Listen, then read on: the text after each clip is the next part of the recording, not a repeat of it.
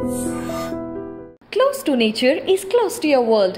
Myron Homes, Cherubic Farms at Chevilla, 7799949104. Hi, welcome to I dream. Beach లో సరదాగా కబుర్లు చెప్పుకుంటున్న సమయంలో ఒక వింతైన వస్తువు కనిపిస్తే ఏం చేస్తారు? అసలు అలాంటివి చూసినప్పుడు ఏమనిపిస్తుంది? ఏ శాటిలైటో, గ్రహాంతర వాసుల వాహనమో అనుకుంటారు చాలా మంది. కానీ అలాంటిది ఏమీ కాకుండా అది మన భూమికి సంబంధించిందే అని తర్వాత తేలుతుంది.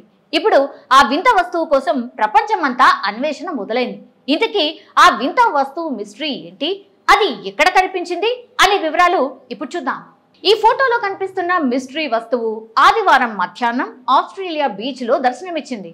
అకస్మాత్తుగా సముద్రం నుంచి ఒడ్డుకు కొట్టుకొచ్చిన ఈ వస్తువు ప్రస్తుతం అందరినీ ఆకర్షిస్తోంది. కొంతమంది ఏమో దీన్ని యుఎఫ్ఓ అని, మరికొందరు శాటిలైట్ విడిభాగము ఊడి పడిపోయి ఉంటుందని రకరకాలుగా అనుకుంటున్నారు.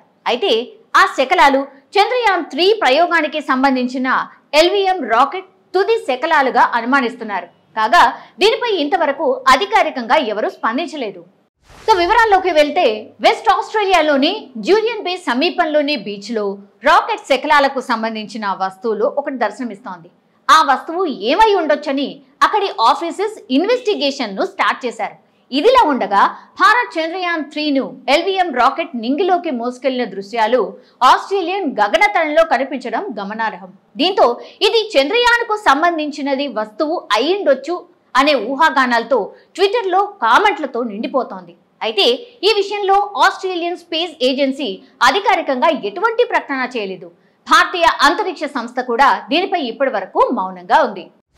వెస్ట్ ఆస్ట్రేలియాలోని జూలియన్ బే సమీపంలోని బీచ్ లో ఉన్న వస్తువుకు సంబంధించి తాము విచారణ చేస్తున్నామని ఆస్ట్రేలియన్ స్పేస్ ఏజెన్సీ వరుస ట్వీట్లలో తెలియజేసింది.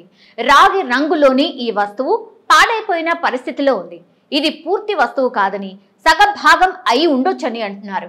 ఆస్ట్రేలియా స్పేస్ ఏజెన్సీ కూడా దీనిపై స్పందించింది.